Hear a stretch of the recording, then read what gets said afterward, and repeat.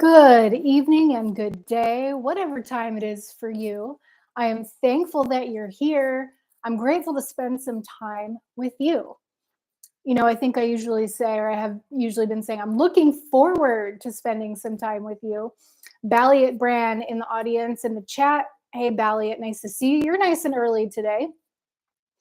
We are talking about a serious, serious topic today. If you weren't here for my What is Love live stream, I'll give you a general background. Some things have happened. I think we can probably all relate to this. Some things have happened for me in my recent history that were shocking to me. And I thought to myself while all this was going down, I need to think about forgiveness here. Let me know if you can relate to having something shocking happen that you did not see coming and needing to forgive someone. If you've never needed to forgive someone, let me know that too. I want to know your secret. I listen when I'm called upon. Right on, Balliet. I'm happy to hear that. You're very in touch with yourself, and I really commend that about you. It's always nice to see you around. Luke in the chat, Mr. McMurka, I'll call you. Hey, Mr. McMurka, nice to see you. Proudly Ignorant, that's our Tim. Proudly Ignorant, nice to see you. Balliet Brand can relate. Yeah, forgiveness is a skill. I think it's a very important skill to have because stuff happens in life. And my perspective on forgiveness has changed quite a bit since making the decision last week that I wanted to study it. I've had differing opinions. I've kind of like flipped back and forth on this one, like what is it and what do I really think about it? But my intention with this live stream is to share my perspective on forgiveness and also to hear your perspective on forgiveness. What is it is the topic of this live stream. And I think to understand what something is, we also have to talk about what it isn't. So I plan on touching on both of those things. Anne-Marie, hey Anne-Marie, it's nice to see you. I hope everybody had a nice holiday. Last Wednesday was Valentine's Day, whether you celebrate it or not. My family does not celebrate that holiday, but if you do, I hope that you enjoyed it. Rev Rashim in the house. Hey, Rev. I'm watching the Daytona 500 race on Fox. Right on, right on. I am from Indiana, and they love their NASCAR in Indianapolis, if y'all know what I'm talking about. Luke, that's super relatable, and forgiveness is so healing. Absolutely. Hey, Alex, nice to see you. Very nice to see you. Rev says, forgiveness is hard at times when people who you thought you cared about hurt you or disrespect you. Absolutely. And I think that's the worst, Rev. I can relate to that. I think that's the worst. When it's a friend, it cuts deep. It feels like it hurts. Or someone who you thought was a friend, who through their actions speak louder than words, and so not everybody that we think will be there long term will be there, and that's okay. That's ties into what forgiveness isn't, which we'll get to. Anne Marie, I'm glad the weather shaped up for NASCAR. Yeah, I hope the weather's good. It is raining cats and dogs where I'm at. We got 8 inches yesterday, which was very welcome, very welcome. I enjoy the weather. So, all right, y'all. Well, Luke says, difficult to find a place where remembering doesn't hurt. Yeah, and some people say forgive and forget. And I thought to myself, am I going to touch on the forgetting part? Because while I think that is an important part, I think we all have different perspectives on that. I'd be interested in your perspective um, on this. So before we get into it, what do you think? Do we forgive and forget, or is it enough to forgive? That's loaded. That's loaded. I hadn't even really thought of what I might say on that, but now it's coming up, and I feel like those two things do go hand in hand. So maybe we will get to that today. Never forget, says Brandon. Never forget. Two people. Y'all are on the same wave there. Never forget. Yeah. Yeah. Forgive and don't forget, says Balliot. Can't forget, says Luke. Yeah. Yeah. So I think forgiveness, clearly a lot of us can relate. Maybe not everybody here has had to forgive in the past, and more power to you. Lots of respect if you've never had to do that before.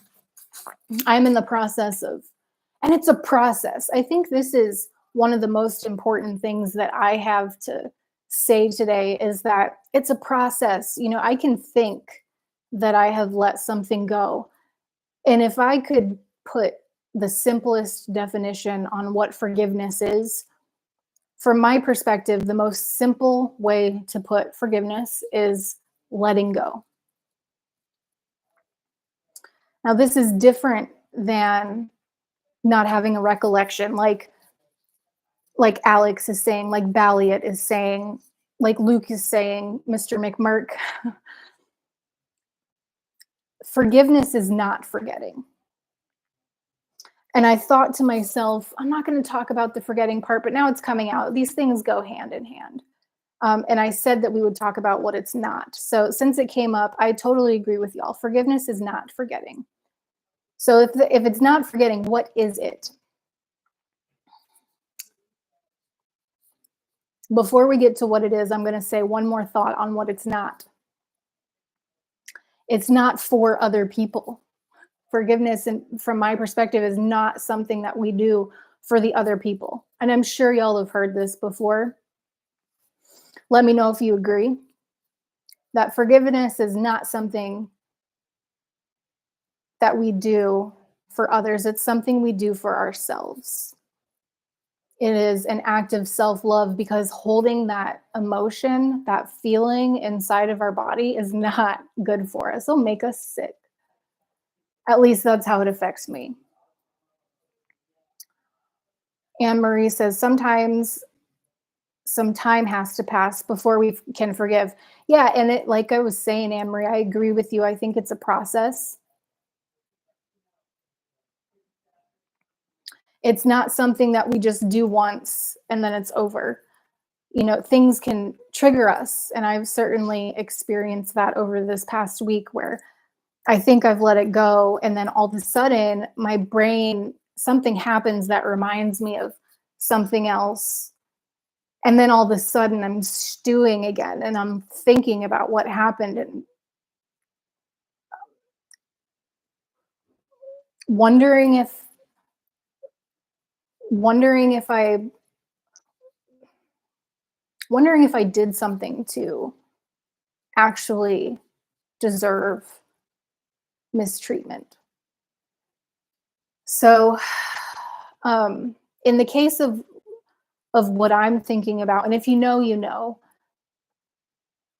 I don't believe that I did anything to deserve mistreatment.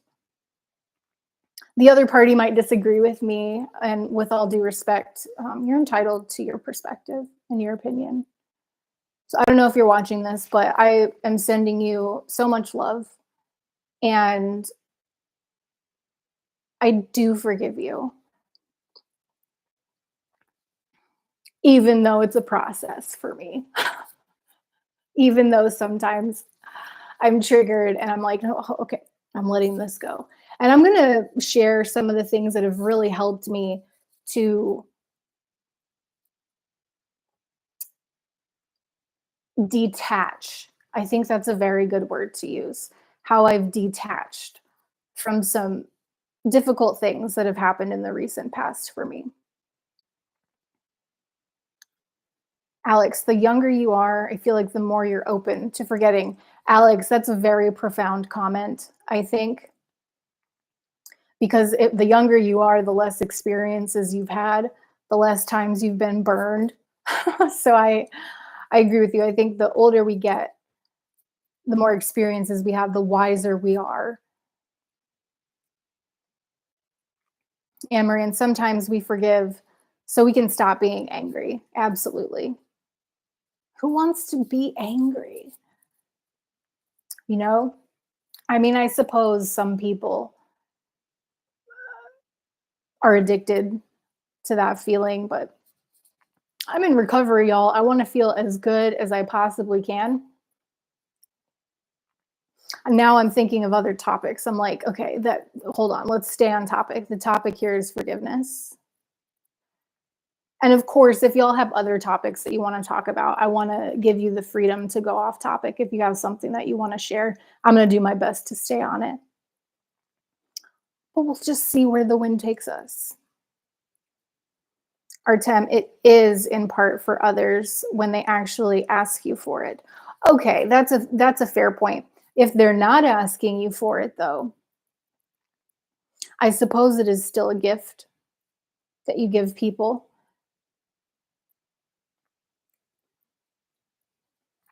Mainly though, I think that it's for myself. Um, but then, I mean, one could argue, am I still holding anger inside of me if I'm not viewing it as for the other people as well? That's a good point, Artem. I hadn't thought of it that way. Luke said, I missed this comment. So Luke said, forgive yourself. Oh, and I just realized that I didn't put it, I have to manually put it on live to see all the comments. So I hope I got all the comments. Oh, I did miss one. Luke said earlier, difficult to find a place where remembering doesn't hurt.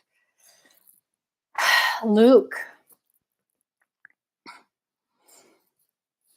I think that once we actually get to that point where we're like, all right, this is uncomfortable, I need to forgive, it becomes easier. And I think it does become easier over time too. But I totally understand what you're saying, that when we're triggered and memories come up, it can be painful. See if I missed out any other comments. I don't think I did.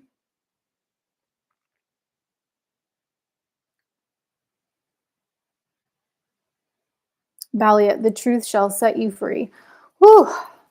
Truth hurts sometimes, doesn't it, Balliet? But that's a point that I wanted to get to, and your comment is a perfect segue to what I wanted to share. Is that I've noticed, just an observation with myself, that when I am feeling good, when I'm putting energy into taking care of myself and feeling um,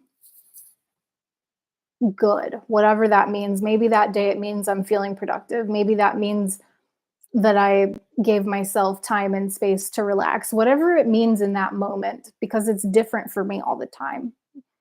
Um, Sometimes having fun feels good. Sometimes being studious feels good. Sometimes connecting with friends and family is what feels good. And I notice that whenever I'm putting energy into feeling good, again, whatever that means for me in that moment, it's not as important what other people are doing or what they've done or how I have felt about it, because in that moment I'm feeling good.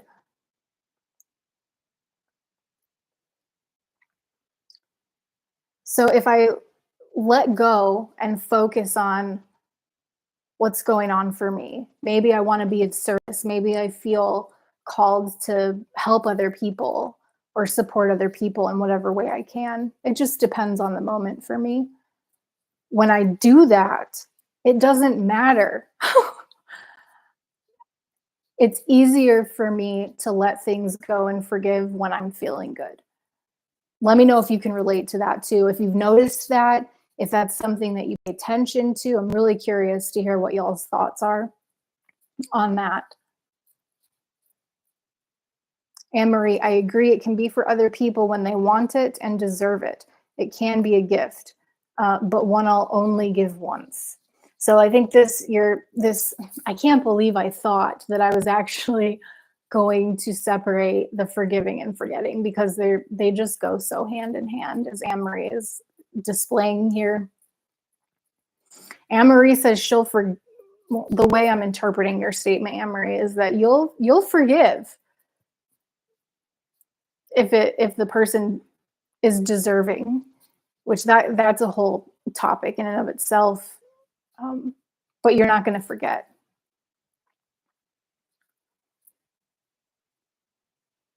Luke, forgiveness is a process of removing others' power over us.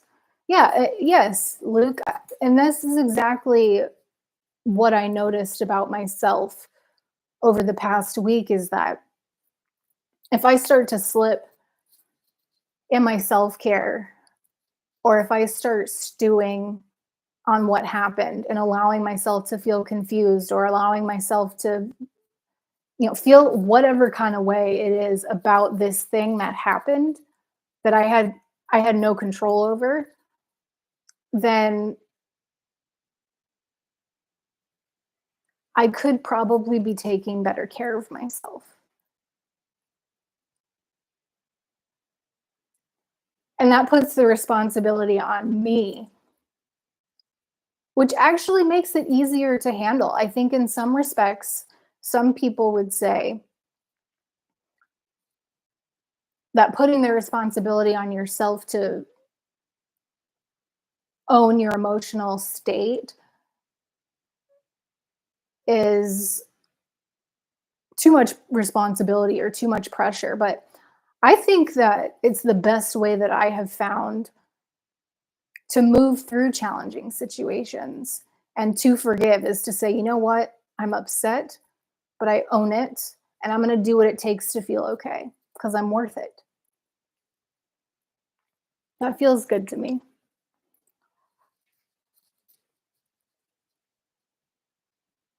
Jill in the house. Hey, Jill, welcome in. Welcome in. Artem says there's two aspects of forgiveness: conceptual and emotional. It's one thing to grant forgiveness in the sense that you won't hold them responsible, but to actually feel that you have to let it go takes a lot more than that.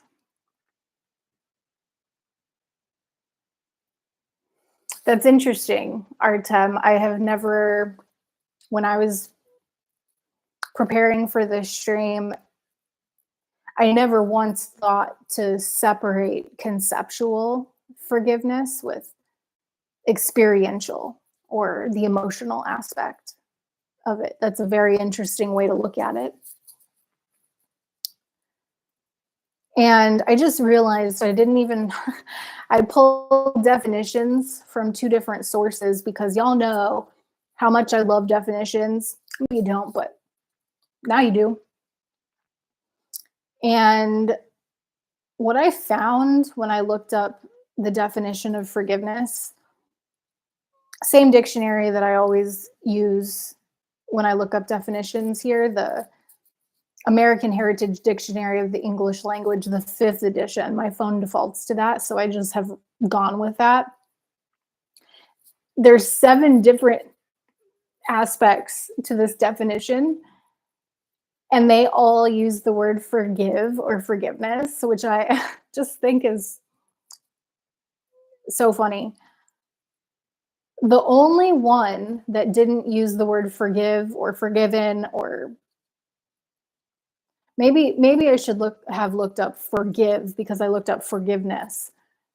But the only one that doesn't have the root word in the definition, it says the act of excusing a mistake or offense. So back to the concept of forgiving and or not forgetting, or just the forgiveness piece. The definition of forgiveness has nothing to do with accountability, nothing to do with forgetting. It's simply the act of excusing a mistake or offense. And then I also thought it was interesting, and I will link this in the description. I also thought it was interesting what Psychology Today had to say about it. I found this article on what is forgiveness. I'll link it in the description. They talk about what it is and what it isn't. And they talk about it isn't forgetting. It's not glossing over or denying the seriousness of an offense. It doesn't mean condoning or excusing offenses, which is interesting to me. This was interesting because the definition in the dictionary says excusing. But then this article talks about it's not excusing. So how am I supposed to wrap my head around what it is in terms of the way it's defined if there's these conflicting definitions? So what do you think? Is forgiveness Does forgiveness include excusing the offense or does it not?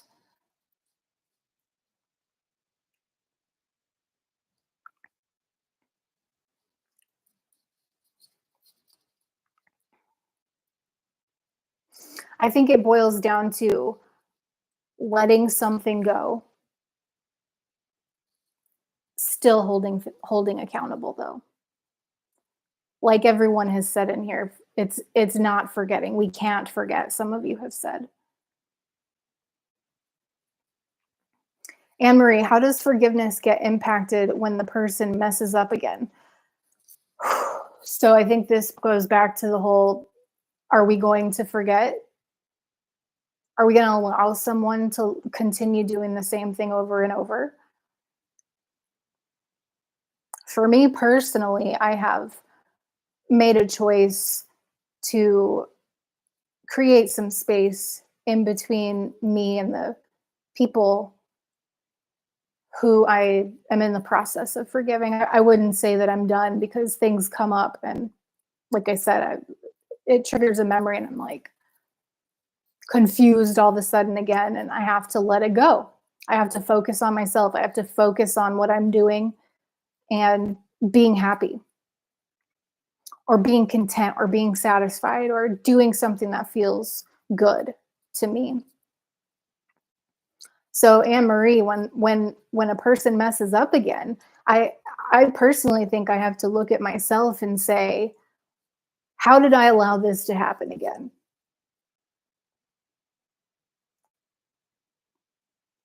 I was dating this guy. I was engaged actually to this guy. Um, love him. You know, I'll always have a special place in my heart for this person. This person would, every time we would get into a fight, pretty much every time, he would break up with me. And I could not any it, I would forgive him. It got to a point though where I couldn't live that way anymore. And so I think we have to get real with ourselves and what are we willing to accept and what are we not willing to accept, or at least that's where I'm at on it, Anne Marie. I think, what am I willing to accept and what am I not willing to accept? And what happened in my live stream on Monday, if you know, you know, the What is Love live stream, I'm not willing to accept that moving forward. That's not something that is welcome in my life. Now, I've thought about this, and would I be open to reconciliation? Sure. But I'm not going to put myself in a position to be treated that way anymore.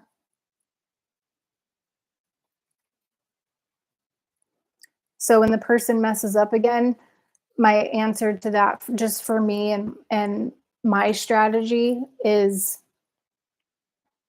it worth it to keep this person in my life? And if it is, nobody's perfect. I have to be willing. There's like minor offenses, right? That are like easier to let go.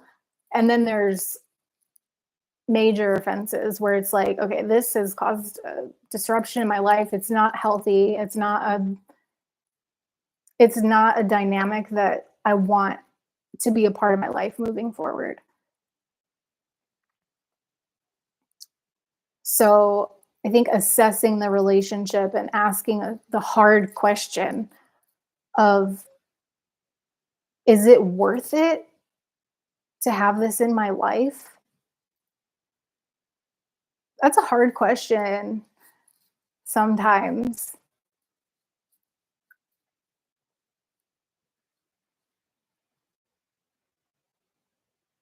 And how do y'all think about this? What do y'all think about Anne Marie's question? Her question was, how does forgiveness get impacted when the person messes up again? Maybe y'all answered this. I need to keep going in the comments. But if you didn't answer this, I'm curious. And if you're just coming in, welcome. I'm so glad you're here. My name is Tara. I am a peer support specialist. I specialize in supporting people in recovery from mental health conditions and also substance misuse. So if that's you, you are in the right place. If you're looking for support for something else, you're absolutely welcome. Everyone is welcome here. We are a judgment-free bunch. We welcome everybody, no matter what your cultural background is, your religious beliefs, no matter whether you take mental health medication or not. Everybody is welcome here, and everyone's entitled to their own opinion. We've got a wide variety of perspectives in here, and that's a beautiful thing. Diversity is a beautiful thing. The thing I love most about the community that is here is that we are all accepting of other perspectives, and we can coexist. And I think that's a beautiful thing. So thank you for being here. Nice to see every single one of you.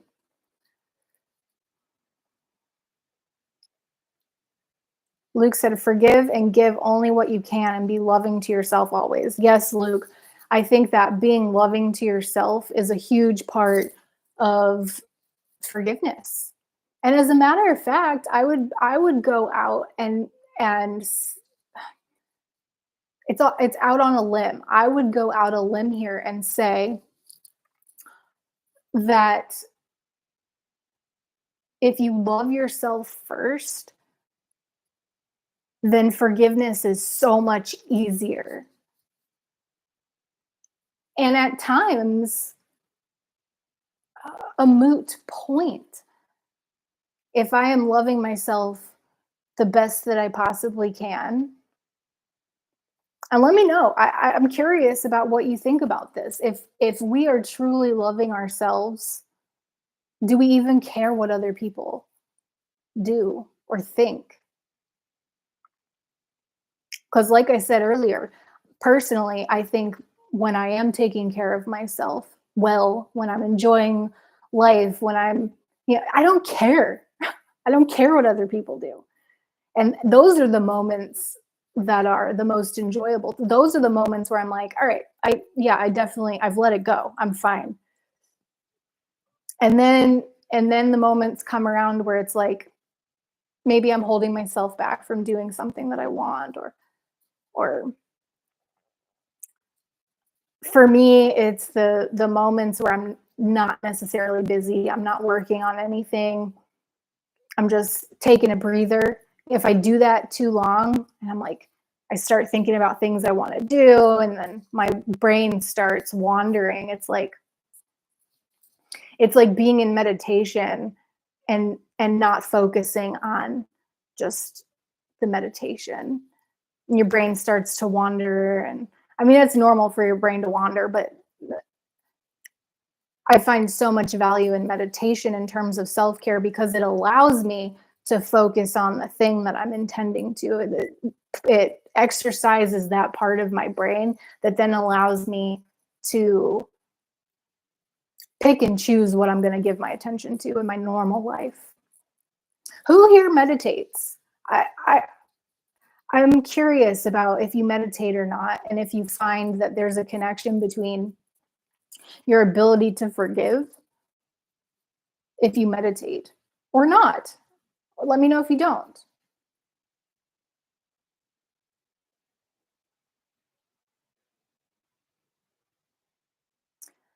The relationship will change if forgiveness is needed, says Mr.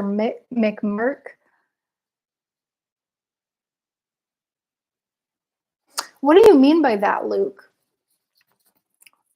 I want to hear more about what you mean by the relationship will change if forgiveness is needed. Artem, to forgive conceptually is very easy. It's just a matter of principle. That's not the that's the dictionary definition. It's just a matter of not retaliating. I, that's funny to me because I think it's like a knee jerk reaction to want to retaliate. I'm working on not being reactive these days and being responsive. Like those are two different things, which I feel like could be a whole other thing, a whole other stream.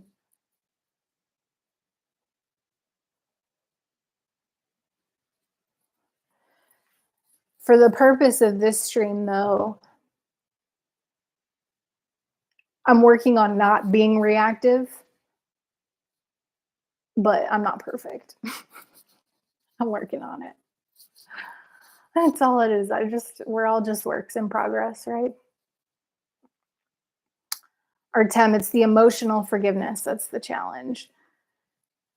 Yeah, I agree with that. It's so easy to say, all right, I'm going to forgive. But then when the triggers happen, when the memories come up, then what?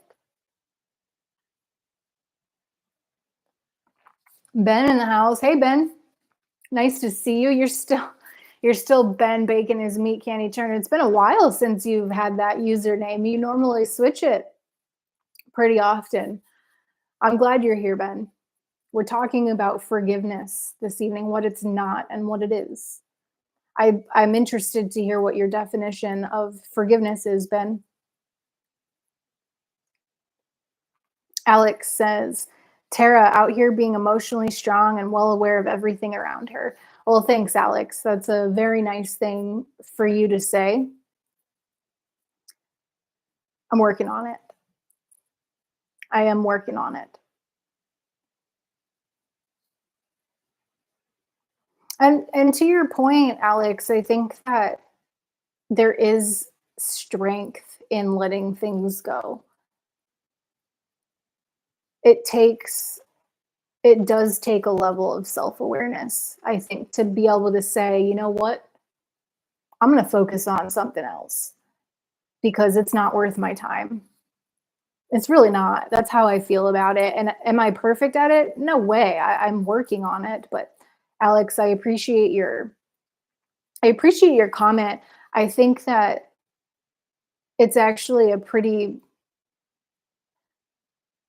significant observation or a significant point that forgiveness requires some level of emotional strength and self-awareness.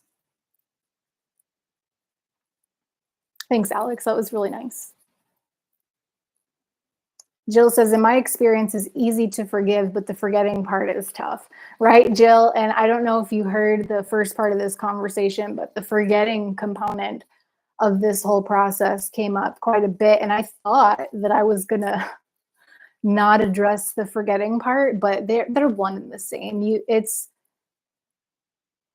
But a lot of people say, don't forget.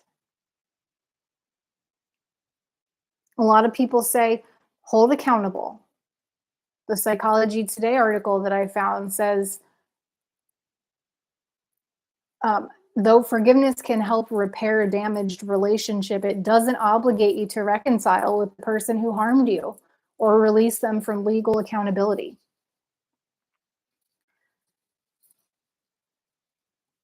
I think that's powerful. Reconciliation may or may not be in the cards depending on where the other person stands. But even if there is reconciliation, it doesn't mean that you allow people to continue doing the same thing to you, or to put myself, speaking for myself, I can't speak for you, but I am not going to continue to put myself in situations where I could get hurt, especially if people have shown that it's not safe.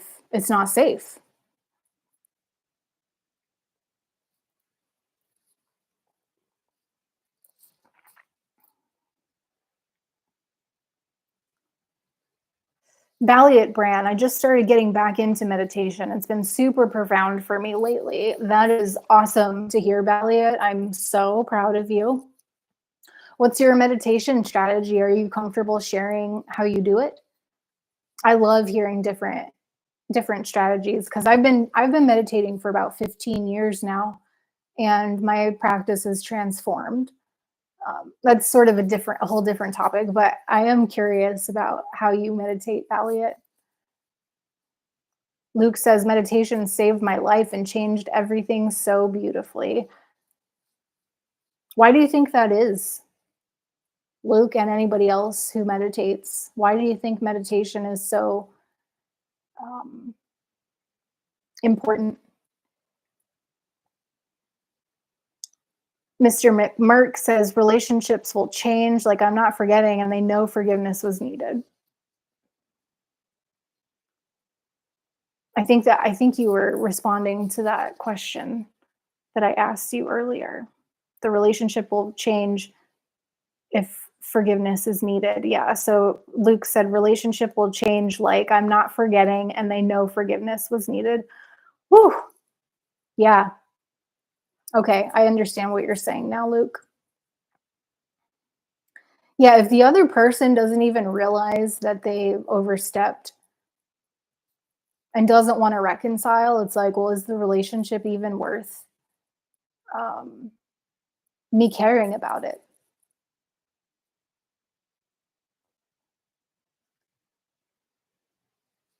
Which can be that can be a hard thing to face, especially if you spent a lot of time with the person or people. Anne Marie, how to be in a room with someone who doesn't deserve forgiveness, such as in a couple months when I have to be in the same room as my ex husband for our daughter's wedding. Good question, Anne Marie. Uh, and it's something that I need to think about myself because I still see um, certain people who I'm in the process of letting go of something that happened. And like I still see them around places. And so I'm in the same boat. How do we forgive? I think this goes back to what I was saying earlier, that I have noticed that I don't care when I'm taking really great care of myself. So, for me, it's doing all the things. It's meditating, it's praying, it's getting my hair cut, it's keeping my nails trimmed and my toenails and my feet nice, and listening to good music and talking with friends and family, journaling, keeping a close relationship with my medical and mental health care professionals, um, all the things, going for walks, exercising, eating well. All of these things feed into the way that I directly am feeling in general and about myself. And when I focus on that and being a service to other people and helping other people when they'll allow it,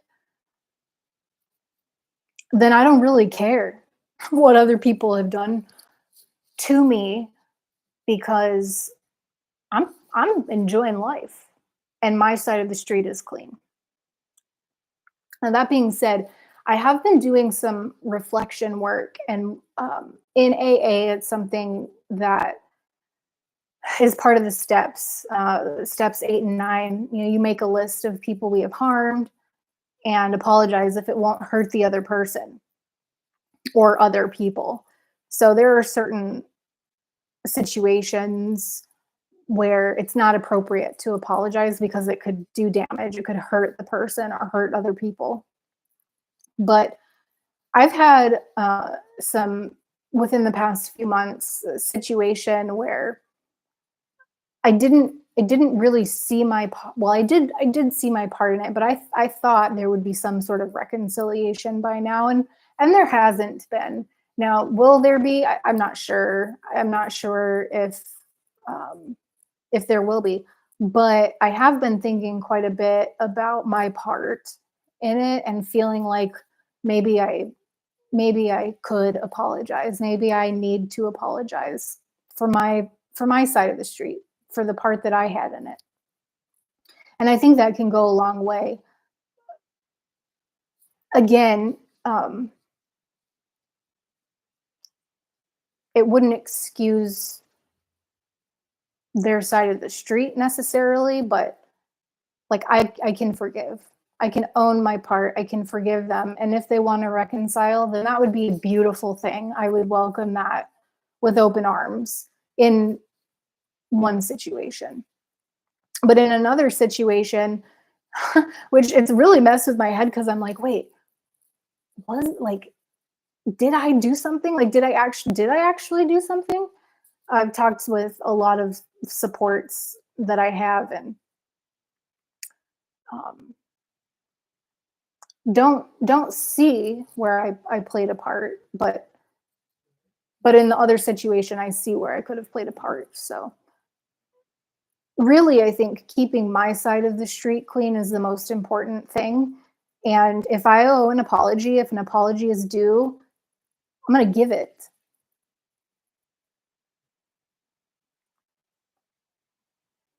So Anne Marie, to your question, for me, it comes down to self care and self love. Doing those things well. I mean, really, really doing those things well help me to let go. Valiant, this is a very profound stream. Well, thank you, Valiant. That is a very nice thing to say. Um, it's a challenging thing to talk about. It was a challenging thing to think about what we were going to talk about here because, like I said, I'm a work in progress, and I have not been able to maintain this perfectly. It's a process. I think I ebb and flow in and out of being like, I've let it go. Like it's cool. It's totally cool because I'm prioritizing the things that I need to do and taking care of myself. And when I do that, I don't care. But then in the quiet moments, like say when I'm eating or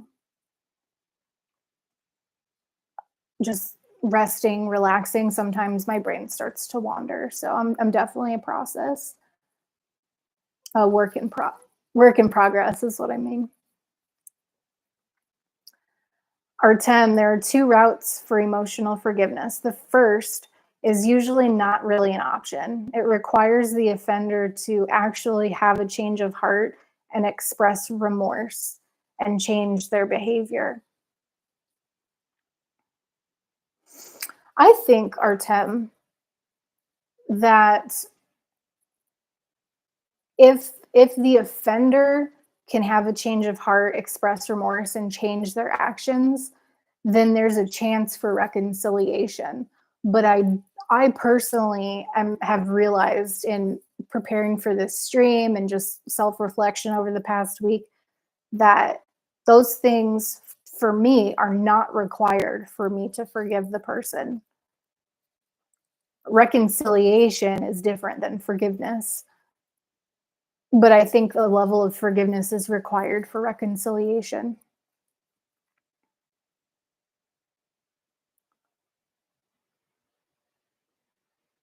Alex says if someone in recovery wants to judge another for how they spend their recovery, maybe they should have made a better choice in their life before they judge. I think judgment is, it's actually something that came up earlier in a conversation I was having today. And I think judgment is like one of the most damaging things that, oh, it is raining out and my hair is being wild, y'all. I feel like I say that all the time, but I think I think that judgment is one of the most damaging things that we can do to other people and also to ourselves. Because if we're casting a judgment on someone, what does that say about like our um I mean, this is just my perspective. I have a very, very open mind, and I'm aware that not everybody is this way. Not everybody has an open mind, and it's not a good or a bad thing. It's just a personality trait. But Alex, I think that your point here is valid. And when people make judgments about other people, it can be very damaging. That's why I like to say this is a judgment free zone. I know it's hard sometimes when people have different perspectives as you. And I think there's some level of judgment that's like, it's almost like human nature in a way. But is it helpful? And I think that does tie into to forgiveness. Yeah, because if I'm not willing to forgive somebody because they misstepped and had a bad judgment call, then what is that saying about me? That I'm like, you know, the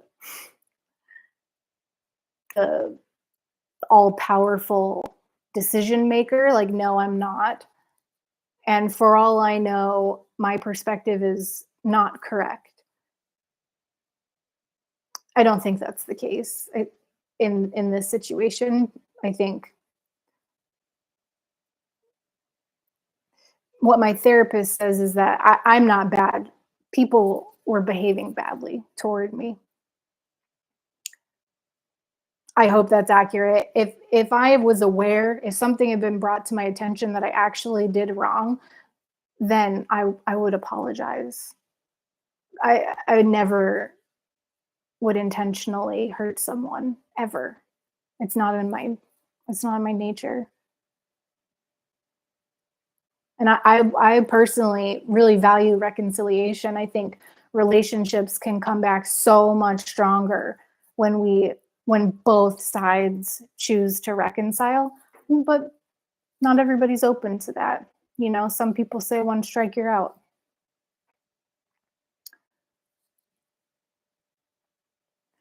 Ben says, uh, hmm, letting for the need we have for revenge. It's something I'm struggling with. You know what I think about revenge, Ben? I personally think that anger and revenge is better than feeling sad and depressed. Feelings are transient, they're temporary. And if we, like, I would take feeling angry and wanting revenge. I'm not saying I would, I'm not saying that I would encourage people to act on that. But if I can journal about being so upset about something or angry or revengeful, that to me is better than feeling powerless. It's a step in the right direction. That's my perspective. And it's a normal part of the grieving process. So I don't think there's anything unhealthy about the emotions that you're talking about. I think personally that it's a part of the process and it's a step in the right direction. Now, whether we act on those feelings, that's a whole different thing. And again, I'm not suggesting that anybody seek revenge. This is not mental health advice. I am not trained to give mental health guidance. or advice. This is just my perspective.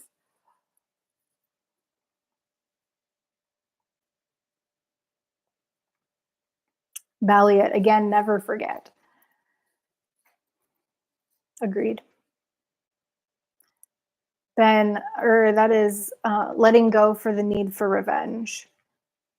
I'm sure you didn't mean legging go, Ben. I think you meant letting go for the need of revenge. Yeah, it's a process for me. I need to get better about journaling because I haven't journaled about any of this stuff lately. And journaling is one of my top coping mechanisms to get stuff out and then highlight the main things that I need to bring to my therapist.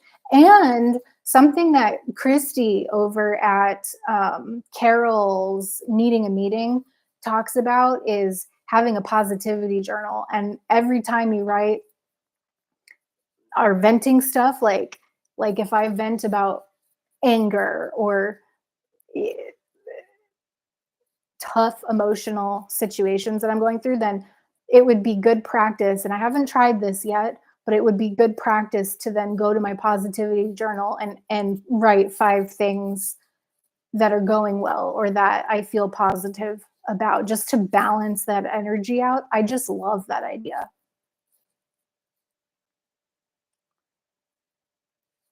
Artem says the second route is to convert your emotional vengeance into an ambition to change the world in some way that would symbolically grant you a sense of closure.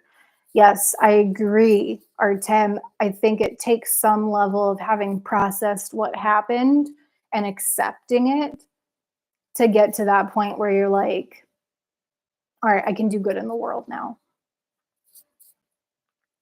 I wish I could just go to service straight from the wound. And perhaps someday I will be able to do that. Schoolboy Kai in the house. Hey, Schoolboy Kai. Nice to see you. Everything all right with you? You know what, Schoolboy Kai? We are talking about forgiveness here today.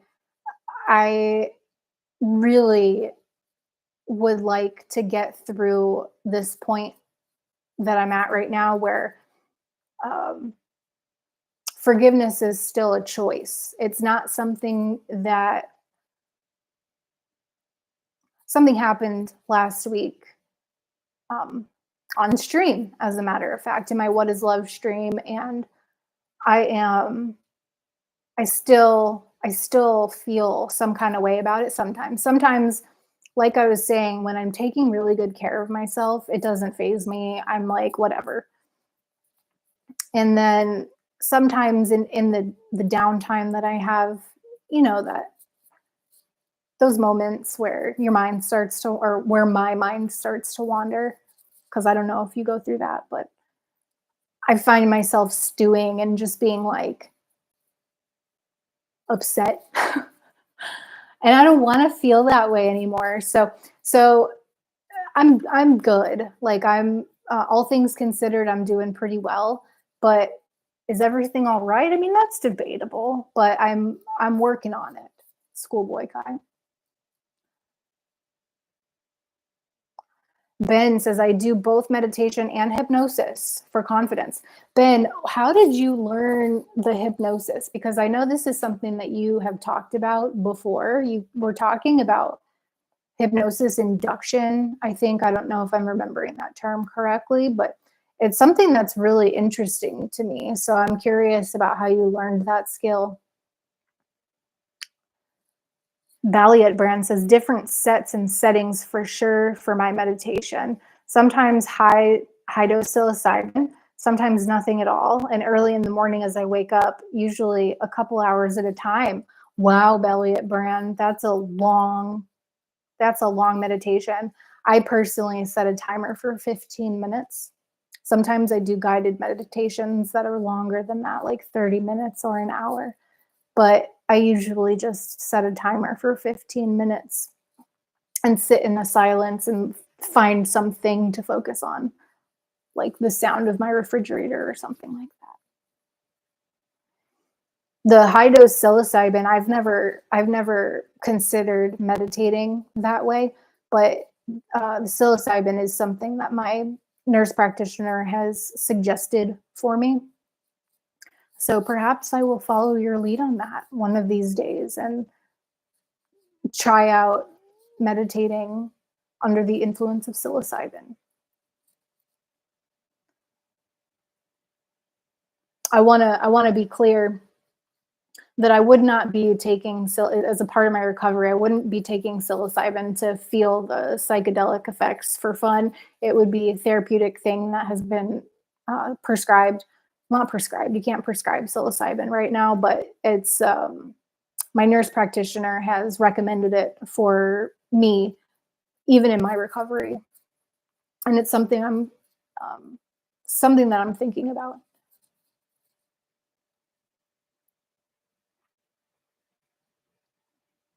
Balliet Brand. I find the more I meditate, the more psychic I've become. I could see that, Balliet. I think for me, the more I meditate, the better I feel. And it goes back to the whole self-care thing. I am better able to do things that bring me joy and focus on what's going well and the positive things that are going on in my life when I meditate, because I think it goes back to the whole being able to focus on one thing and not allowing the monkey mind to run amok,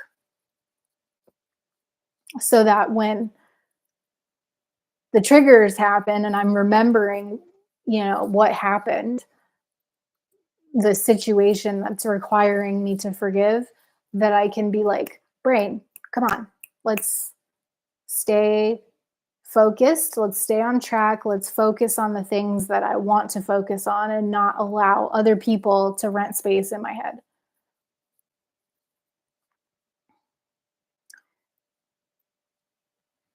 Artem, for example, for me, I have an enormous amount of resentment in my heart against my parents. And the only thing I can really do about this is to become a parent myself and be kinder to my kids than my parents were to me. That's super profound, Artem. That's like very self aware of you. Speaking of self awareness, that's one perspective on what you could do. Definitely. And perhaps you think that would be the only solution, and for you that may be the case.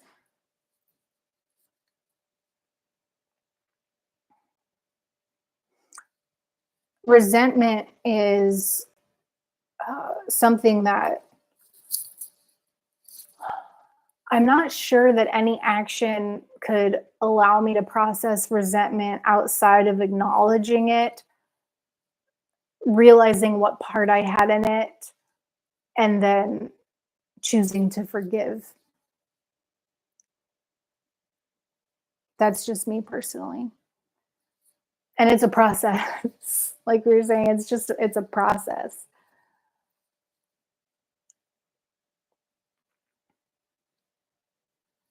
Artem, just to be clear, I'm not disagreeing with you at all. I'm just sharing like my perspective of what you shared.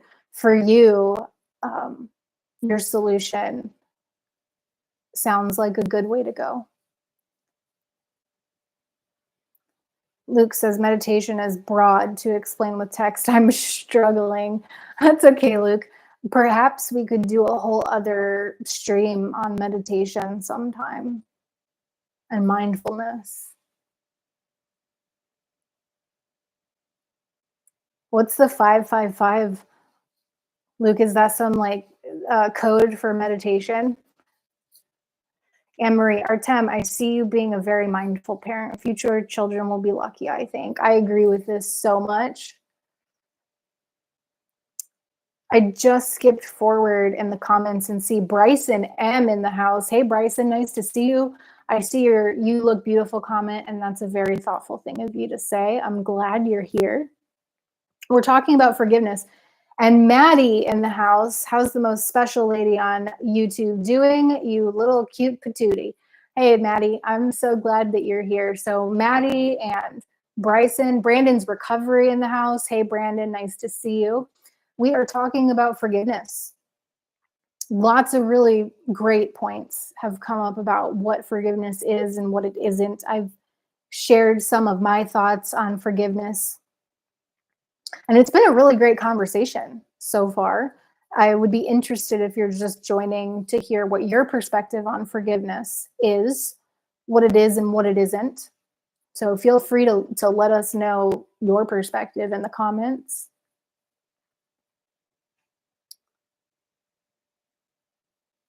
Yeah, Artem, you definitely would be a mindful parent. I think that's a very good word to use. Balliet, self love is so important. Absolutely. I think it's everything. I think it's everything. What else is there? If there's not self love, because how can we be of service to other people? How can we forgive? How can we have a relationship with our higher power if there's not some level, at the very least, of self love? How can we have faith? How can we have anything? So I think it's everything. Mr. McMurk or Merca. I like that. Mr. McMurka. That's Luke. If I've wronged someone, it's important for me to let them know I felt it and want to bring balance to the situation. Yeah, yeah. And I think there's someone in my life who, I mean, it went both ways. And with this person, I'm not talking about what happened on stream last Monday in the What is Love live stream. That's not what I'm talking about now. But I've got someone in my life who uh, things got escalated, and we both did and said things that um, I think an apology would be in order for, including myself. So I haven't quite planned for how I'm going to do that, but I think this person deserves that from me. And if they receive it, that's would be wonderful, but if they don't, I'll understand.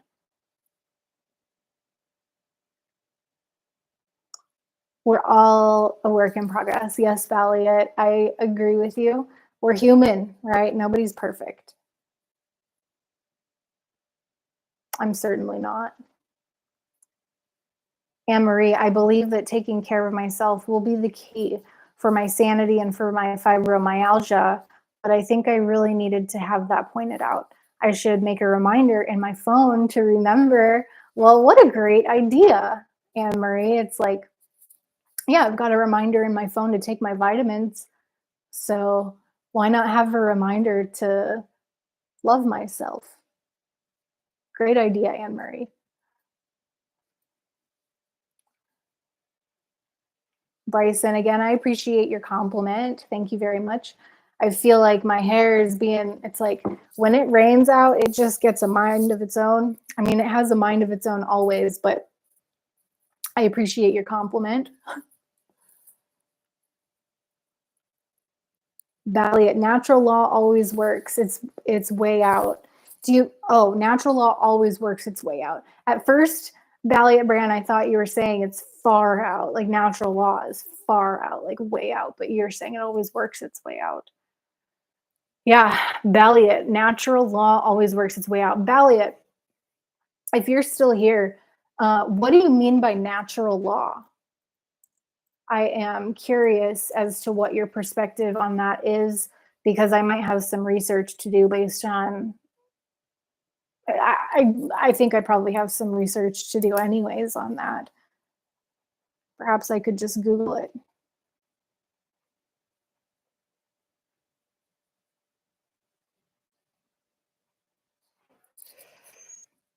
And again, Brandon's recovery in the house. Hey, Brandon, it's nice to see you.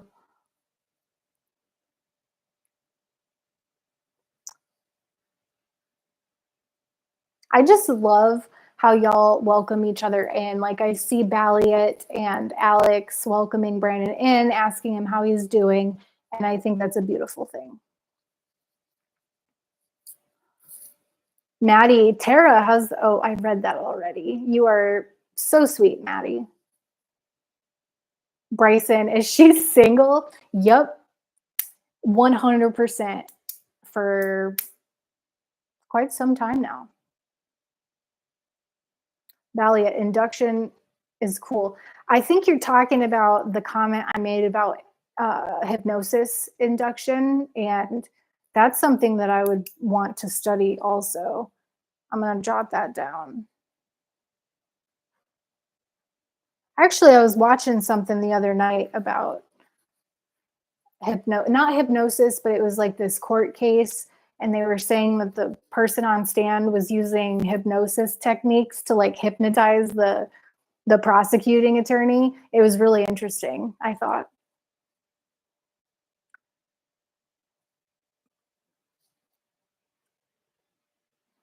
Maddie Bryson, hey, watch it. Tara is all mine.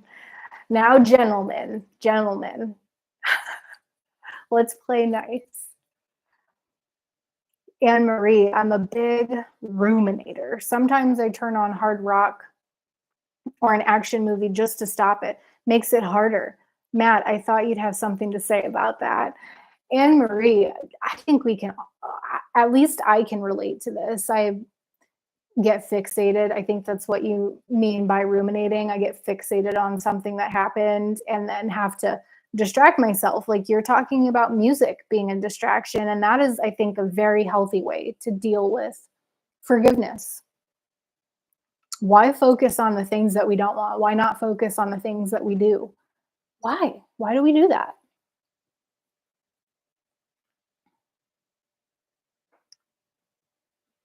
Bryson, she's very behind in the comments. Bryson, I am getting caught up. That happens sometimes. I do my best to get to every comment, but sometimes I do get behind. I appreciate all your patience.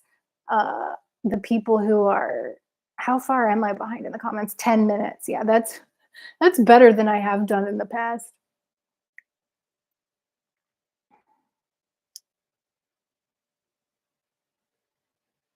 Bryson wants to know what happened on that stream. If you really want to know, I would recommend going back and watching it. You can watch it on 2x to save you time. I'll be general about it and just say that some people who I thought I was close with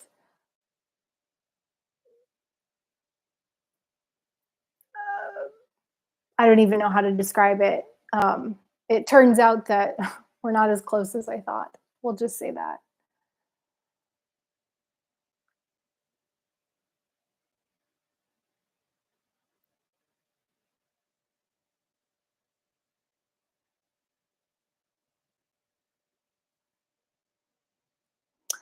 Our team said, I'm a major ruminator. I literally can't stop dwelling on the things that make me mad until I figure out some kind of solution to the situation.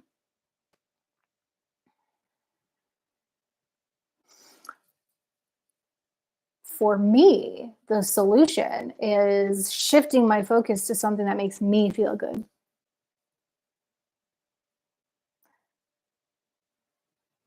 555 was the time here in New Mexico. Okay, Luke. I thought it was some kind of code. 5x5 is generally what my Marine friend says at the range. So were you bracing yourself, Balliot? In military jargon, 5x5 is a communication term used to indicate clarity and strength of signal.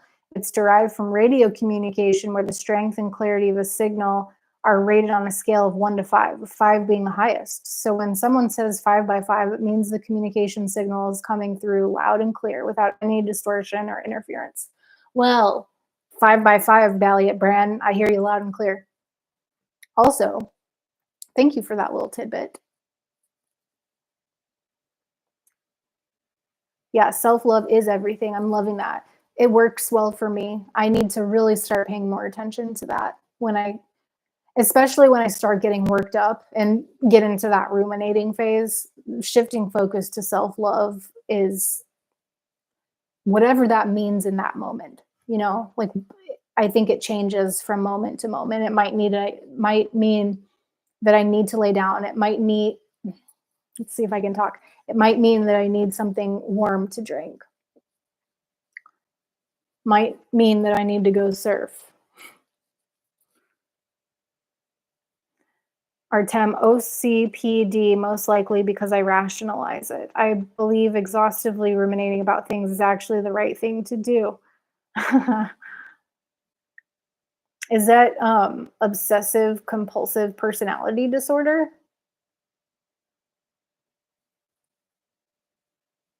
OCPD. I didn't know that it was a personality disorder, if that's correct.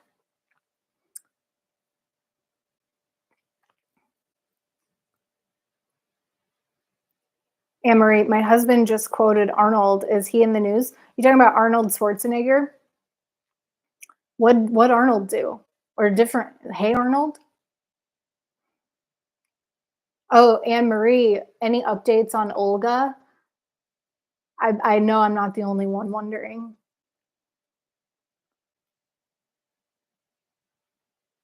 Maddie, uh-oh, is it me, Tara? What I do? You didn't do anything, Maddie. I'm so glad you're here. Did somebody throw orange juice on Tara's bed again? No, that will not be, hopefully, that will not be happening ever again in my life. I would like to keep my sheets in good condition and not give anybody access, the ability, the option to throw orange juice on my bed. Good memory, Maddie. See, check it out. I'm getting caught up. Rachel in the house, Miss Heather in the house.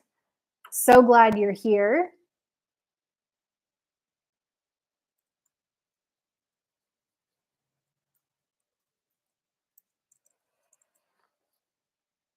Ben, okay, I got into hypnosis from the Chase or from the Chase Hughes. From Chase Hughes. He has a program called Confidence Reboot that has some of the best inductions I have found. Okay, Chase Hughes. I'm going to jot that down. I'm also going to jot down your name, Ben, because I like remembering who I got suggestions from so that when I look into it, I can tell you. Oh, and Maddie, I did look at that song. I listened to it. What was it called? The 10,000 Maniacs Like the Weather. I listened to that song. It was very like, what's the word I'm looking for? It kind of reminded me, it had like a beach, kind of a beach vibe to it, very summertime, beachy vibe, fun. So thanks for suggesting that. I'm always open to musical suggestions. I'm surprised you didn't ask me about it again, Maddie, but I did listen to it. Valiant, it's worth looking into and being a student of everything. Are you talking about hypnosis?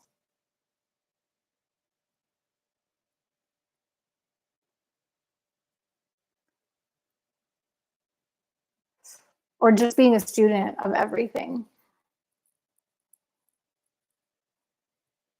Maddie, far out, man. Don't bogart those pot brownies. Man, those were the days.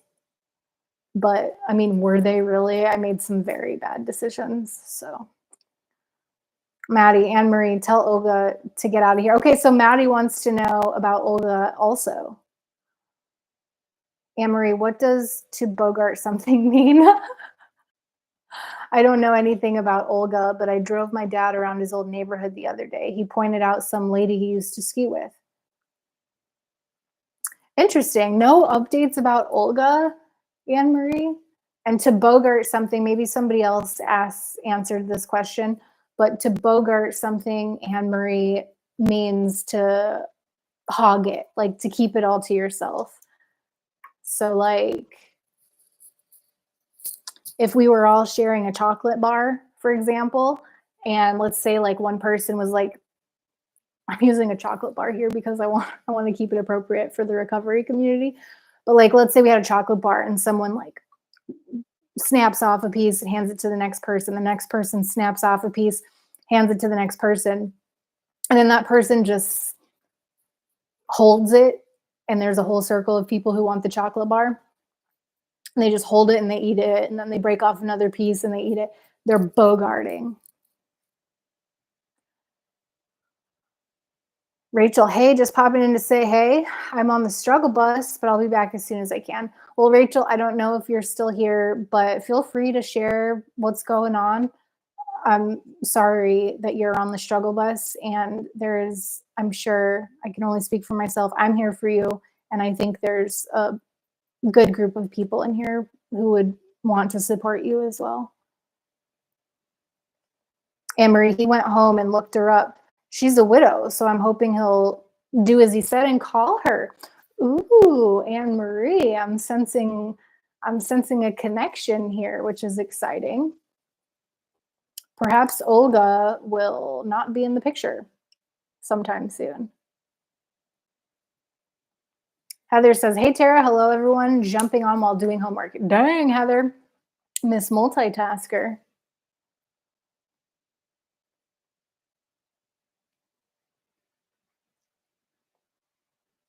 Artem says, see, Bryson, I'm almost caught up. See, it happens like that. Things gotta ebb and flow. Perhaps, I mean, as I grow, I probably won't be able to get to all the comments. People get really far behind when they do that, but I got caught up tonight because I'm super small. The channel, I mean. Artem, I think I got the compulsive rumination bug in childhood when it struck me that simply shifting my attention away from the problems wasn't going to fix them. I clearly remember when that happened. I feel like this is true and not true all at the same time, because I think time can be something that fixes problems. Just giving oneself distance and space can really improve the situation, like to the point where it doesn't even matter and it goes away. But I hear what you're saying, that sticking your head in the sand doesn't necessarily fix everything. But I think that if we're shifting our attention to taking care of ourselves, then eventually we're going to, if a reconciliation needs to be done, or like if forgiveness means that we let go of something, then distracting oneself could be a great way to get time and space away from the situation. I'm certainly not saying that avoiding a situation will make it better, because oftentimes it will make it worse. But I think self-love, like shifting the attention from rumination to doing things that can improve our lives, make ourselves feel better, is a productive way to spend time.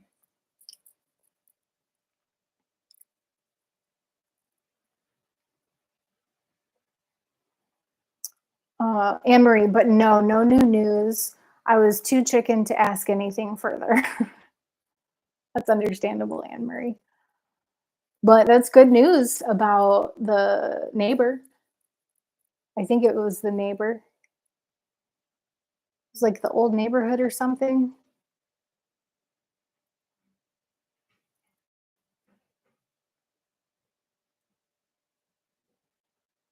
Can't find it. I think it was an old neighbor.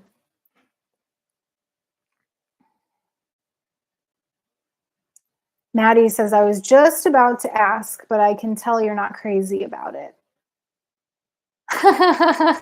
About this song. I liked it. I didn't save it though. If that, it was a little too um, bubblegum, I guess you could say.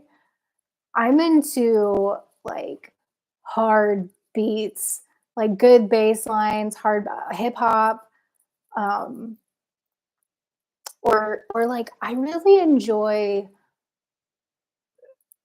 sort of like tribal style music that has like tribal sounding drums and sitars and sort of like almost an Egyptian or Indian vibe or something like that. Very into hip hop right now.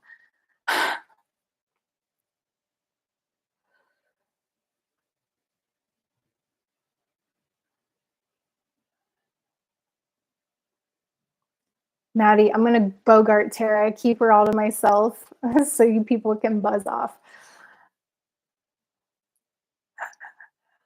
There's enough of me. I don't this is going to sound weird. I don't mean it in this way, but there is enough of me to go around. That is the beauty of the live stream, that I can spend time with all of you at the same time. It's super fun. I really enjoy doing this. If you're just joining and didn't see the beginning, my name is Tara. I'm a peer support specialist. I am certified and trained in offering peer support to people in recovery from substance misuse and mental health conditions. Everybody is welcome here. So if you do not meet that criteria, it's all right. You're still welcome here. And this is a safe space. Everybody in here right now is super respectful, very fun group to be around. I really appreciate all of you for taking time out of your Monday evening to be here. Artem says sometimes problems are persistent and not sustainable, and you have to tend to them until they're fixed. Having had too much of them in having had too much of that in childhood kind of forced me to overcompensate with that habit. Well, I agree. You can't, I mean, if there's a leaky faucet, well, then no amount of time passing is going to make the leaky faucet better. Or if you have a flat tire that needs to be addressed, I'm not arguing with that. I'm just saying that if we're ruminating on something, it might not be that anything can be done about it. Like if I have chosen to distance myself from people who were inappropriate with me, and I don't have any desire to reconcile, which I don't in this instance, I have zero desire to reconcile, then what can I do about that to let it go other than shift focus to self-love? So I think it's like every situation is different. I think there are situations that need attention, but I also think there are situations where distraction with self-love is the best thing.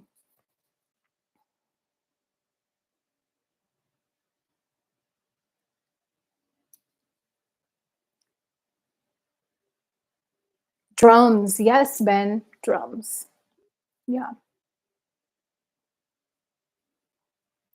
Luke, Queen Herbie, is that the beats? Yep, Heather, you're into hip hop too. I know you are. Queen Herbie, is that an artist, Luke?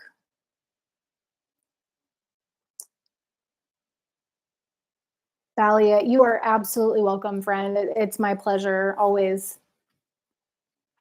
Artem said, now I just remain fixated on things indefinitely until I come up with some resolution. Days, weeks, and months can go by with the same fixation on my mind. Well, if that works for you, Artem, then that's a beautiful way to deal with things. If it works for you to stay focused on something, then hey, that works for you. And you have my total support. I wasn't expressing my opinion to try and like uh, sway you to having a different perspective. I'm just sharing my perspective and what works for me.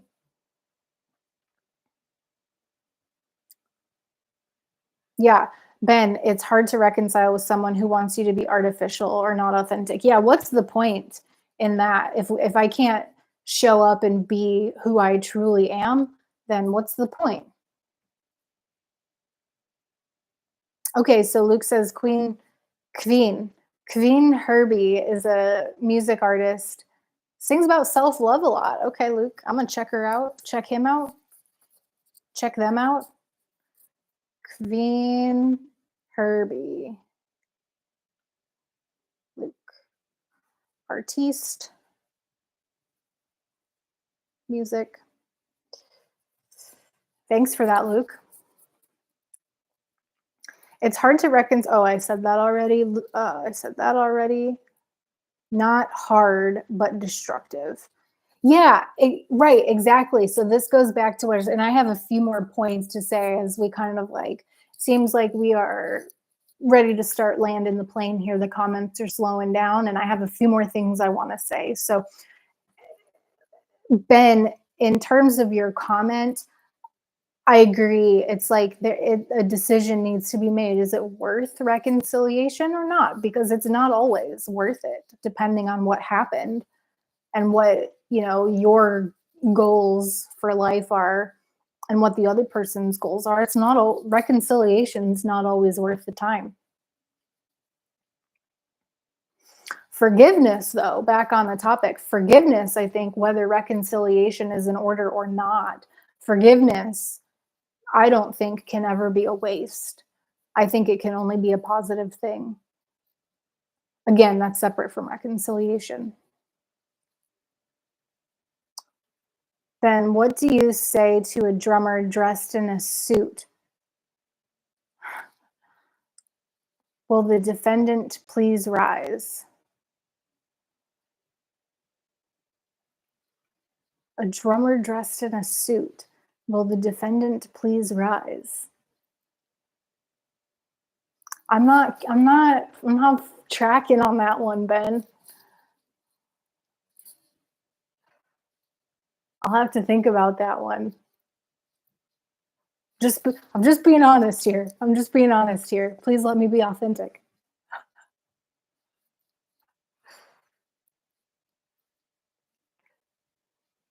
Luke, self-respect is most important. Can I allow this to happen anymore?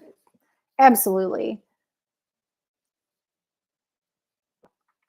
And what are the implications for my life if I do open myself up to this happening again? It's just sometimes it's not worth it. I used to be more of a people pleaser. I've done a lot of work on that, and I still sometimes think that I am. But for the most part, I have learned that people pleasing is not always good for me.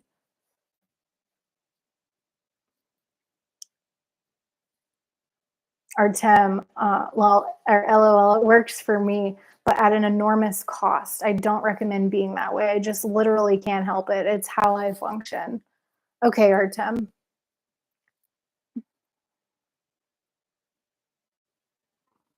Well, again, I'm happy to hear that you are self-aware enough to realize that that strategy serves a purpose in your life. I I still fawn, I still find myself people pleasing, and it serves a purpose in my life too. So I can relate to you and having something that sometimes it's good. Sometimes I could see how sometimes getting fixated on a problem that you're having and working it through towards completion or to completion would be a powerful and good strategy to have.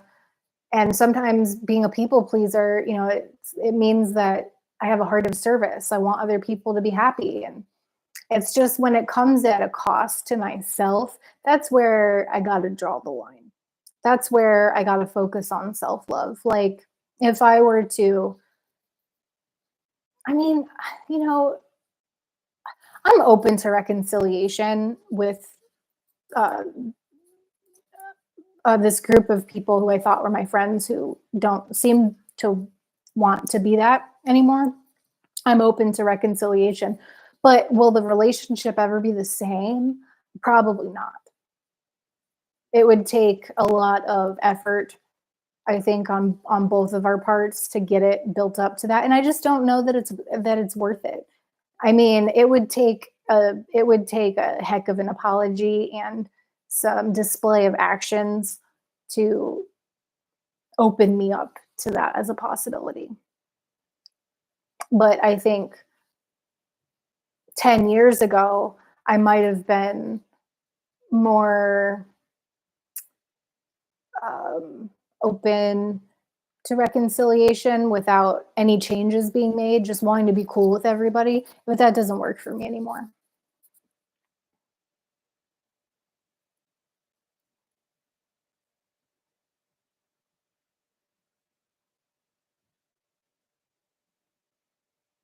Drummers don't dress in suits unless in court. Oh, okay. What do you say to a drummer dressed in a suit? Will the defendant please? Oh, I get it now. Okay. That is pretty funny. That is pretty funny. Thanks for explaining that, Heather. I appreciate you. And Ben, that is a funny joke now that I get it. Artem, I was fixated on the absence of emotional connection with any women in my life and was compulsively thinking about it and trying to seek it out until I found your stream. That enabled me to move on. Well, I am so glad that you found the stream, Artem. It's always nice to have you here. You are um, such a deep thinker. Your insights really make me think, and I appreciate every single one of your comments. I can't imagine this stream without you, and I know I'm not alone. And I know there's people in the chat who love seeing you here and who love your insights as well. And your self-awareness is also a strength here. You know, just you sharing some of the things that you share about getting fixated on something and knowing that that doesn't always serve you. It's so relatable, and I'm so glad that you're here. Oh, that reminds me. On Thursdays, we have I don't know what to call it anymore. It's a face to face meeting where people from this channel go to have face to face time with one another. It's on Discord. I am going to post a link to it. Anybody who is interested, just go to the link I just posted and join us on Thursday night at 6 o'clock p.m. Pacific Standard Time. It's free. I get to see your beautiful faces on Thursday. It's a very small, intimate group, and it's super fun. I love the things that come up. Sometimes we talk about recovery, sometimes things that have nothing to do with recovery come up, and it's been really, really fun. So I hope to see you there.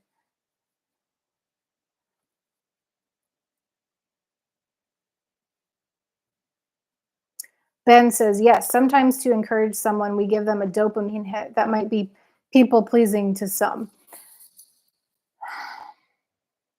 What are you going to do, Ben? Sometimes I think people really appreciate the dopamine hit that they get from us, and it's an act of service, you know? But when it comes at my own expense and I'm doing it out of like fear, that's where I have to draw the line these days. Or intimidation. No, no more.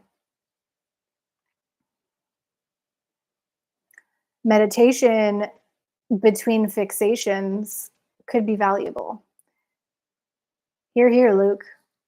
I think so too. Yeah, good question. Artem, do you meditate? Have I asked you that question before? I don't think I have. Valiant brand, preach. Valiant brand. I don't know if I'd ever consider myself. What I am trained to do is to relate and share my own lived experience, and I have had quite the collection of lived experiences between being an engineer at a medical device company for several years and then quitting my job to travel in 2016, living in my car for 5 years while I traveled the United States and Canada and Mexico, and then ending up in a safe house where I lived for a year and then moving to another shelter, now being in my own place again, getting ready to move. It has been quite a wild ride, Valiant. So I appreciate the encouragement, and I love sitting up here and talking with you all. I don't know that I can preach, but I can certainly share my experience with you, and I love doing it, and I love hearing about y'all's perspectives too. Luke, there is a lingering truth after reconciliation, and it takes time to rebuild trust. 100%. And if both people don't see eye to eye and aren't willing to own up to their, side of the street, then it's like, yeah, you can reconcile, but is it worth continuing the relationship?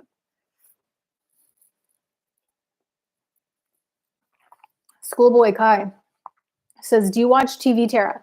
I do not own a TV. Schoolboy Kai. I watch YouTube. Hey, Tube. But if you consider YouTube TV, like, do you? What do y'all think about is YouTube TV these days? Uh, if so, then yes. If not, then no. Artem, Tara, I doubt that apologizing to these people would do anything at all. It didn't seem like they were sincerely offended to begin with. Seemed to me like they just wanted to feel morally superior. That's a insightful comment, Artem, and I value your perspective so much. It's so helpful to get outside perspectives on things like this, and I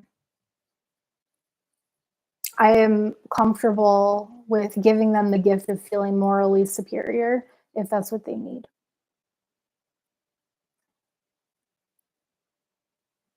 Valiant Brand loves to hear that, Tara, and I'm not sure exactly what you were talking about at that moment. Valiant, I wish that I could keep up closer with the comments. It was only 3 minutes ago. Ned in the house. Hey, Ned. Nice to see you. I call Awakened by the Looking Glass and Ned, y'all. So if you don't know that, Ned in the house. Always nice to see you, Ned. YouTube University. Exactly. I learned so much from YouTube. Artem says, I ruminate and I call that meditation. Okay. That's fair. You are focusing on something. Yeah, Luke likes that too. Luke, I find new ruminations while meditating. Ben agrees 110%. Amory, I pay for YouTube. I'd say 60% of my entertainment is here. I've been considering paying for YouTube, Anne Marie, but I've got a lot of expenses coming up. I'm moving into a new place. I need a new phone. So I'm like, all right, I just need to stay focused on, and I got to pay for ketamine treatment. One thing at a time. Hello, Ned. Amory, YouTube is definitely TV. Okay. So if YouTube is TV, then yes, I watch YouTube all day, every day. I thought you watched Netflix or Hulu, something like that. Nope, I don't do anything like that. It's YouTube, 100% is what I do. My brother even said I could use his accounts for all that stuff, YouTube, Hulu, but I don't want to mess up his algorithm. And really, there's nothing over there I don't think that I would want to watch. My attention span is like, I do pretty good in this environment. You know, I can spend time with y'all and focus on comments because they're always changing. For me to watch a movie, though, it's got to be a really special movie. There's got to be some sort of. I do better with TV shows, series, like short documentaries and stuff like that, but movies are hard for me. Yep, Ned agrees. YouTube, YouTube. All right, y'all. So as we land the plane here, I wanted to make a comment on the heels of what we were talking about with shifting focus to self-love. And it doesn't work for everybody. You know, Artem likes to ruminate. I personally try not to ruminate because when I do, it just things seem to spiral for me. So for me, this is something that I mentioned in the What is Love stream, and I wanted to bring it into this stream too because I feel like in a way, forgiveness is an act of love, not just self love, but love of other people. And that's come up in the comments here that it can, I think it was Artem that said we can forgive not just for ourselves, but also for the other people, which was not my perspective when I started this stream. But Artem, you've opened my mind up to a different perspective that it's for both parties. It's not just for us, that it's for them too. And something I said that I really like from the What is Love live stream that works well for me is this perspective that I no longer hold you responsible for the way I feel. I think that is forgiveness. Not only is it love, it's forgiveness. It's like I own the way that I feel. And it doesn't mean that other people can walk over me or treat me like a doormat or try to push me around or bully me. It doesn't mean that I'm going to accept that behavior. But what it does mean is that I'm going to own my emotional state and not hold other people accountable for the way that I feel. And I think that's where self love comes into play. It's an act of self love to say, you know what? I'm riled up. That made me angry. That was not okay. But it's not your responsibility to make me feel okay.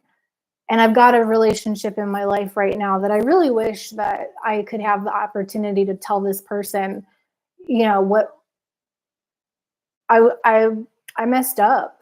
Like, I raised my voice at this person and the person hung up on me, and I got really upset that the person hung up on me, but I did raise my voice. I said something like, "I am not done," because they kept interrupting me. I was like, "I am not done."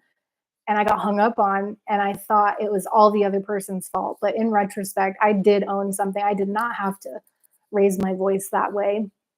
Not that I was screaming or anything, but it hurt the other person. And I want to apologize for that. It wasn't his responsibility to make me feel okay. It's my responsibility to be okay. And so I no longer hold this person responsible for the way that I feel. You are not responsible for the way that I feel. And that's freeing. I think there's power in that. It's I'm no longer going to give my power away to you. And that's self-love. I just love that.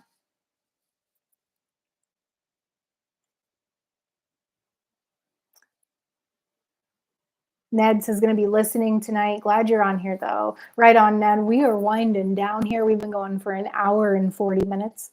I've got a couple more points that I want to make, really just one more point, and I want to address these comments. But put your seat trays up, folks. Let's come around for the garbage. Put your cups in the garbage, and we are preparing for a landing here. Luke, I meditate to distance my emotions from what's going on in life. Yeah, so like Luke, I can relate to this, and it seems like Artem and Luke have different perspectives of the same sort of thing here. Like Artem views meditation as like ruminating, or ruminating as meditation rather. And Luke looks at meditation as a way to distance or create space between the challenging things that are going on in life.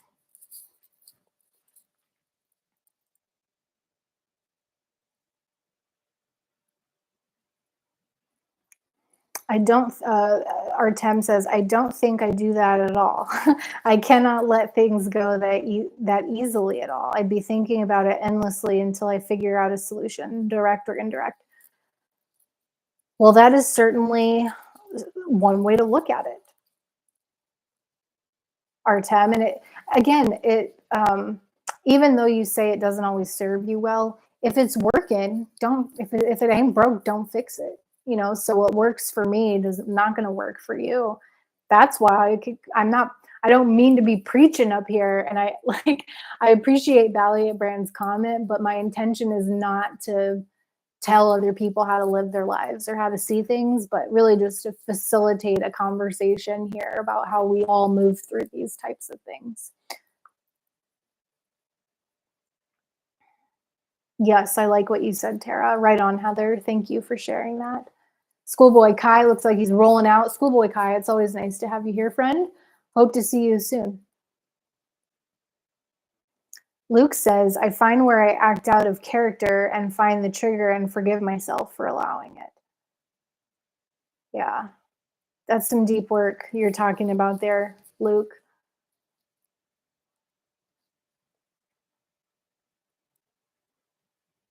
Heather is relating to Artem. She says, yes, Artem, I can get stuck ruminating. Well, can't we all? Can't we all? Don't we all? I certainly do. Maybe not everybody. I would love to hear from the person who doesn't ever allow themselves to ruminate. And again, I don't think ruminating is a bad thing. I want to be clear about that.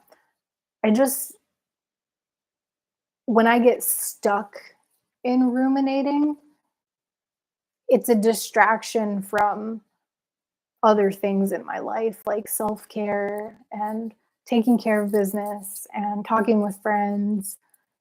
Although sometimes I ruminate while talking to friends, I'll be honest. So, the final point that I wanted to make tonight is when I when I think about forgiveness and why I want to do it, it brings me to this. It's like, why do I want to forgive? I think as I was preparing for this stream, I think that knowing where I want to go helps me through the process of forgiving, because where I want to go is to looking forward to feeling good again. I talked about how I'm signing emails looking forward, like looking forward, comma, Tara. Not always do I do that, but when it's appropriate, when it fits the email, I love using the sign off looking forward. And I think this fits forgiveness. It's like, why would I be looking forward to the future if I don't think that feeling good is going to be a part of it? And I know that when I forgive, it feels good.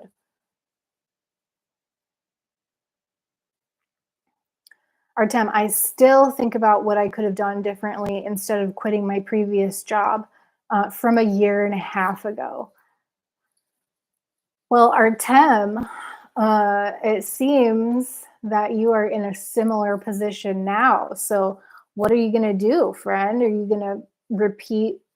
Are you going to repeat that? Or are you going to do something different? And there's no judgment here. Like, I support you, whatever decision you make. I'm just wondering how you're going to move through this. And don't feel like you have to share now. Although, if you want to share now, speak now or forever hold your peace. And that goes for anybody, because we're going to wrap it up here within the next couple of minutes. Just to go back to that previous point, I want to reiterate that for me, I want to look forward to good things. And I think forgiveness is a part of that. So if I wasn't clear about it, if it didn't make sense, or if I stopped that point too abruptly, I'll just clarify now that forgiveness is a way for me to look forward to things in a positive way, because I don't have to carry that junk around with me anymore. So we have talked about a lot of things tonight with respect to forgiveness. The letting go piece of it is huge. I think also the forgetting part, that was something that I was not prepared to talk about tonight. I had compartmentalized the forgiveness with the forgetting, but y'all brought it into the conversation, and I'm so glad you did, because I think it's a critical part of the conversation. What I've learned here tonight is that I can forgive, but I don't necessarily need to reconcile. Now, the forgive and forget thing, that's debatable, right? Some people would say, no, forgive and forget. Some people would say, never forget. Most people said never forget here tonight. And I think that's on the heels of like making a choice of whether to reconcile or not, which is a total personal choice. It's totally subjective. Really interesting topic. It really helped me. All y'all's perspectives really helped me to get out of my own head and to look at things from a different perspective, which I'm always open to. So thank you all for showing up and sharing your perspective on this. I'm always open to hearing anything that y'all want to talk about. So please feel free to share topics that you want to hear about. Leave a comment in the thread if you think of something. Let me know what it is. I want to talk about what you want to talk about. Valiant Brand, forgiveness is key. Yes, Valiant brand. I 100% agree. Artem, I missed a comment. I don't get me started on my current job. I'm working overtime this week. Artem. Okay, I won't get you started. Forget I asked. And there's me people pleasing again. No, but seriously though, for you can don't worry about it.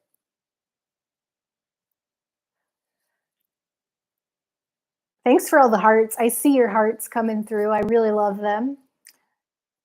Luke says, beautiful topic, and I think it was well expressed tonight. Thanks, Luke.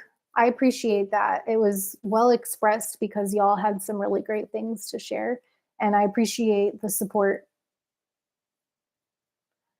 Conversations with Christy in the house. Hey, Christy, we are just getting ready to land the plane here. As a matter of fact, I think we already landed, but brace yourself. We're docking at the gate as we wind down here. Christy says, I got a chance to choose who I was going to be, and I was forgiven so much. I forgive, but choose to take what I learned to help others. Yeah, Christy, I think that is a fantastic perspective as well. We've had so many great perspectives on forgiveness.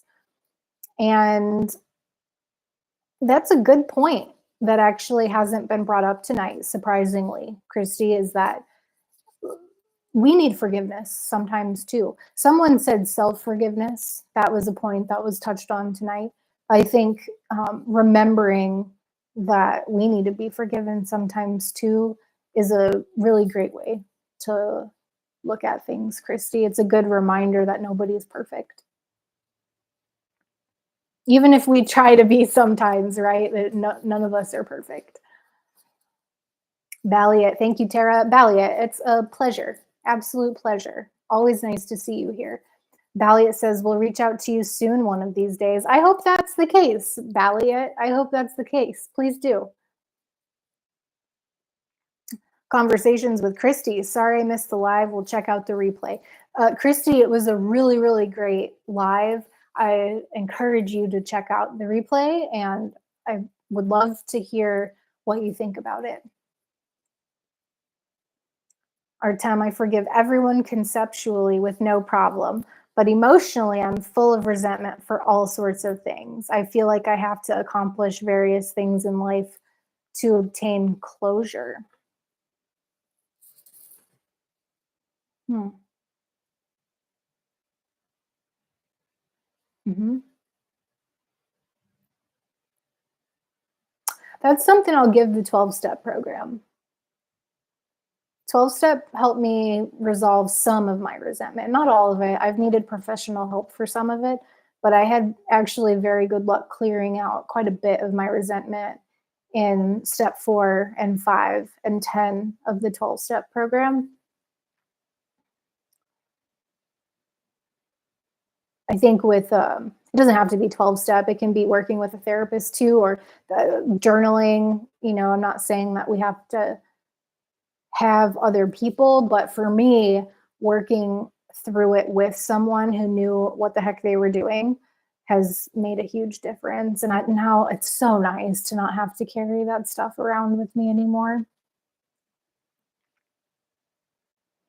Conversations with Christy. I'm so far from perfect. You and me both, sister. I think it's beautiful that we can both own up to that. Balliet Brand, where is the best place to reach out to you? Balliet Brand, are you on Discord? Because these days Discord is actually a really good place to reach out to me. Or I've given this email address out before, but I have not, self-admittedly, I have not been good at checking it. But I'll give this to you. It's ask.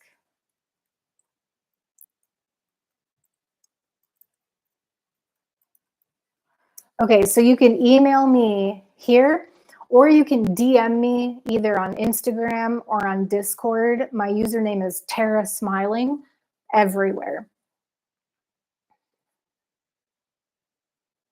Where's the best place though? Are you on Discord, Balliet? Artem says, in a way, I'm driven to obtain success as a means of revenge for the people who have set me back in life. That seems like a healthy thing to strive for. And again, I think personally, I think revenge is a better place to be than depression and hopelessness. I'm not saying sit there. I never would say to live in revenge, but I just think it's a move, it's moving in through the grief process at the very least, and can be healthy.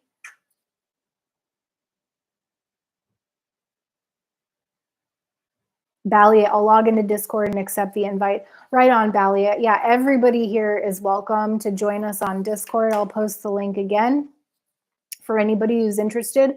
We have a recovery, it's like a hybrid recovery. It's a face-to-face meeting. I think that's a really good way to put it. The Discord meeting on Thursday nights at 6 o'clock is a great way for me to be able to see your mug, and for you to be able to see mine, and for us to interact on a more intimate scale. It's a very small meeting right now. Hopefully it grows. The more the merrier, I think. But if you're interested in joining, feel free. You can also send me a direct message on Discord. I'm open to direct messages there.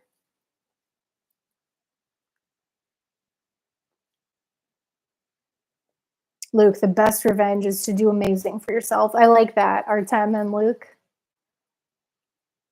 You feel me? Yep. Yep. You're not alone, Artem. Right on, Balliet. I will get your message there.